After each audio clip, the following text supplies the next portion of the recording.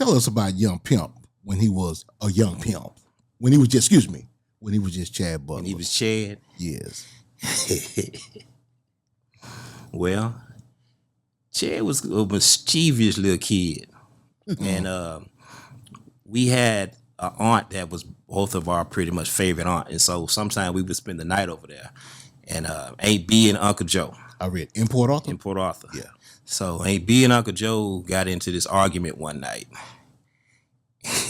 And Aunt B threw our cookie jar. And I say our cookie jar because we was the only ones who in there eating the cookies out the cookie jar. Yeah. She threw our cookie jar at Uncle Joe. Oh. Won't they do Uncle it? Joe. Cookie jar broke. They fighting, me and Chad crying because all our cookies on the floor. Yeah. Y'all better go get them cookies. I'm about to say shit. 10 second rule, baby. Our second rule with that. God kiss the devil miss it. That's the thing we do. Kissing up the God, baby.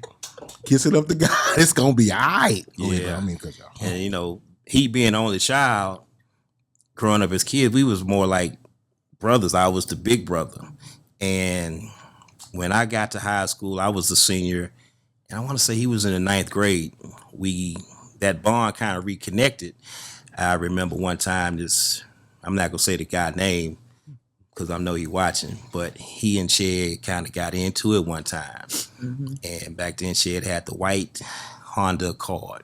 Oh, yeah. A cigarette, he called it. You mean the Prelude? No, it was before the Prelude. Oh. He had when he was... This before the Ghost. Yeah. Okay, I didn't see the he was still in high school. Okay. 9th grade, singing in the choir. Okay. So he and the guy got into it or whatever. And a lot of people didn't know he was my cousin. So he threw a rock at his car when he drove off. After he did, I went up to him. I was like, man, don't you ever throw a rock again at my cousin? He's like, oh, man, I'm sorry. I didn't know that was your cousin. Like, you know now.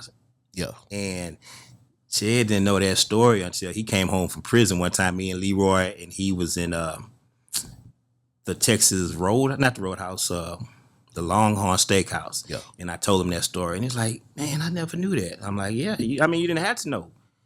And he was like wondering why he never had problems with that guy again. Big bro came through. Yeah. Big bro cuz came through and took care. What's the age difference between you two? 3 years. Oh yeah, that's almost yeah. So you only had 1 year of high school with him. Yeah. And so yeah, I feel you on that. I heard that noise. Mm-hmm. That's Fat Boy in the chair. That's Fat Boy in the chair. So do you remember when he started getting serious about music?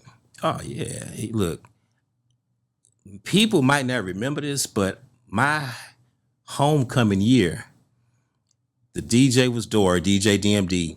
Already. But all he played was his song, was Pimp C songs. It was either a Pimp C song, but not him rapping, him singing.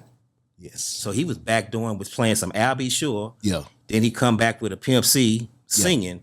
And he was like, man, who was that? I'm like, that sound like Chad. And I never knew that was him singing until he did it was a talent show they did. No, it was a Christmas program he did.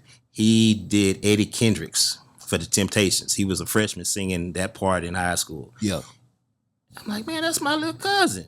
How good did he sound? That boy can sing. Yes. That was my first time knowing I knew he could play the trumpet. I didn't know he could sing. Wow. Yeah, I knew by the time when I moved to Port Arthur, everybody used to tell me about this song that he had on his, I was about to say on his phone, but on his answering machine. Mm-hmm. And that was the only way you could hear the song. I don't know if you remember it. It was called Jenny Just Don't Want to Say No, something like that. Yeah. And so they said, Chad said, yeah, it was on my answer machine, and the phone would just ring it, because people wanted to listen to the song. Yeah. But he did that a lot of times. It's sometimes I would just call him to hear what type of music he had on his phone, on his answer machine. And it was before his time. Yeah. When I was living there, that was right before the call ID. Yeah. Right? Yep. And Port Arthur, believe it or not, was like a test city for call ID. Yeah. And so I remember I went to the mailbox and I picked on Sand Jack, and I pulled this box out. He said, "What is that, Bobo?" And I said, "I don't know." We read the paper and it said it's a call ID. Nigga said, "Nigga, put that back. Leave it in the mailbox." That part. Yeah. Leave that shit in the mail. Them the feds. It's your girl Jazzy K with Super Tight TV. We want to thank everyone that's been watching. Hey, if you do us a favor and hit that subscribe button, also press the notification bell so you can be notified every time we drop a new video. Know I'ma get some game tuned in with Super Tight, yeah.